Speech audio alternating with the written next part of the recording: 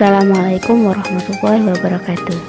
Sini saya akan menjelaskan tentang berpikir kreatif. Apa saja faktornya, ciri-ciri, bentuk-bentuk dari berpikir kreatif, dan juga yang terakhir, apa saja mitos dari berpikir kreatif. Yuk disimak. Berpikir kreatif. Secara sederhana, berpikir adalah memproses informasi secara mental atau secara kognitif. Secara formal, berpikir adalah penyusunan ulang atau manipulasi kognitif, baik informasi dari lingkungan maupun simbol-simbol yang disimpan dalam long-term memory. Jadi, berpikir adalah sebuah representasi simbol dari beberapa peristiwa atau item. Sedangkan kreativitas adalah kemampuan seseorang untuk melahirkan sesuatu yang baru, baik berupa gagasan maupun karya nyata, baik dalam bentuk karya baru maupun kombinasi dengan hal-hal yang sudah ada, yang pernah ada sebelumnya, dengan menekankan kemampuan, yaitu berkaitan dengan kemampuan untuk mengkombinasikan, memecahkan, atau menjawab masalah, dan cerminan kemampuan operasional anak. Berpikir kreatif sebagai kemampuan umum untuk menciptakan sesuatu yang baru, sebagai kemampuan untuk memberikan gagasan-gagasan baru yang dapat diterapkan dalam pemecahan masalah, atau sebagai kemampuan untuk melihat hubungan-hubungan baru antara unsur yang sudah ada sebelumnya. Faktor-faktor yang mempengaruhi berpikir kreatif. Berpikir kreatif tumbuh subur bila ditunjang oleh faktor internal dan situasional. Orang-orang kognitif mempunyai temperamen yang beragam. Contohnya, Wagner, sombong dan sok mengatur. Tchaikovsky, pemalu, pendiam, dan fasih. Newton, tidak toleran dan pemarah. Einstein, rendah hati dan sederhana. Walaupun demikian, ada 3 aspek yang secara umum menandai orang-orang kreatif. Yang pertama, kemampuan kognitif. Termasuk di sini kemampuan di atas rata-rata, kemampuan melahirkan gagasan-gagasan baru, gagasan-gagasan yang berlainan, dan fleksibilitas kognitif. Yang kedua, sikap yang terbuka. Orang kreatif menyiapkan dirinya menerima stimuli internal maupun eksternal. Dan yang ketiga, sikap yang bebas, otonom, dan percaya diri sendiri. Orang kreatif ingin menampilkan dirinya semampunya dan semaunya.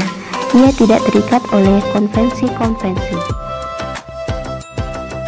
Kreativitas memiliki ciri yang berhubungan dengan kognisi atau proses berpikir, meliputi yang pertama, keterampilan mengkolaborasikan atau merinci adalah kemampuan berkarya dan mengembangkan suatu gagasan atau produk. Kedua, keterampilan menilai atau mengevaluasi, patokan penilaian dan menentukan apakah suatu pernyataan benar, suatu rencana sehat, atau suatu tindakan bijaksana. Ketiga, rasa ingin tahu adalah suatu dorongan untuk mengevaluasi lebih banyak. Keempat, bersifat ingin aktif adalah kemampuan memperagakan atau membayangkan hal-hal yang tidak atau belum pernah terjadi. Kelima, merasa tertantang oleh kemajemukan adalah terdorong untuk mengatasi masalah yang sulit dan rumit. Keenam, sikap berani mengambil resiko, berani memberikan jawaban meskipun belum tentu benar, tidak takut gagal atau mendapat kritik. 7. Sifat menghargai adalah menghargai bimbingan dan pengaruh dalam hidup.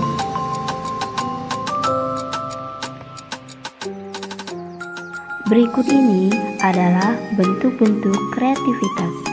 Pertama, ide. Pemikir yang kreatif dapat mengantarkan seseorang untuk menghasilkan suatu ide. Ide di sini harus unik dan belum pernah terpikirkan sebelumnya. Kedua, produk. Produk merupakan salah satu bentuk kreativitas pula. Produk di sini dapat berupa barang maupun jasa. Ketiga, gagasan. Kreativitas juga dapat diwujudkan dalam sebuah gagasan. Gagasan di sini merupakan gagasan untuk mengatasi masalah. Gagasan bisa disampaikan secara langsung ataupun tertulis.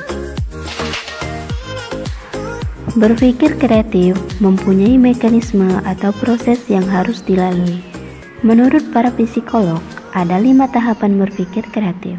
Di antaranya, pertama, orientasi. Masalah dirumuskan dan aspek-aspek masalah diidentifikasi. Kedua, preferensi. Berusaha mengumpulkan sebanyak mungkin informasi yang relevan dengan masalah. Ketiga, inkubasi. Proses pemberhentian sementara ketika berbagai masalah berhadapan dengan jalan buntu. Tetapi meskipun begitu, proses berpikir berlangsung terus dalam jiwa bawah sadar. Keempat, iluminasi. Ketika masa inkubasi berakhir dengan ditemukannya solusi untuk memecahkan masalah. Kelima, verifikasi. Tahap untuk menguji dan secara kritis untuk menilai pemecahan masalah yang diajukan pada tahap keempat. Mitos-mitos dalam berpikir kreatif. Pertama, kreativitas hanya milik orang berbakat. Nyatanya, kreativitas bukanlah milik orang berbakat. Tidak ada hubungan antara bakat dan kreativitas. Jeff Hawkins dalam penelitiannya bahwa orang paling unggul di bidangnya bukan karena bakat alami yang mereka miliki, melainkan karena latihan benar yang mereka lakukan secara sadar dan terus meningkatkan dirinya.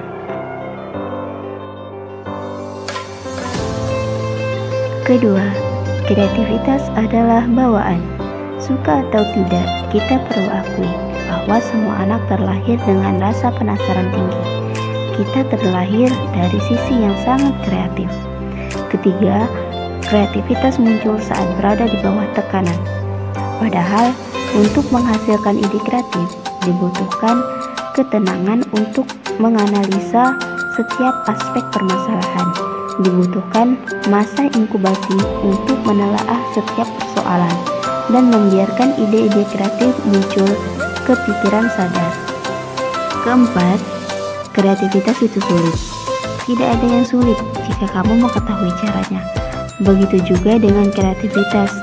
Jika kamu mengetahui cara untuk meningkatkan sisi kreativitasmu, hal yang pasti kamu bisa menjadi kreatif. Kreatif sering dianggap sebagai suatu keterampilan yang didasarkan pada bakat alami, di mana hanya mereka yang berbakat saja yang bisa menjadi kreatif. Sayangnya, anggapan ini tidak sepenuhnya benar. Kreativitas oleh para ahli dianggap sebagai suatu sifat yang dimiliki oleh semua orang. Hanya saja, kita perlu meningkatkan latihan kita. Semakin banyak kita berlatih, maka semakin mudah kita menghasilkan ide kreatif. Artinya, kreativitas kita juga ikut berkembang. Sampai di sini saja ya. Semoga video pendek ini bisa bermanfaat.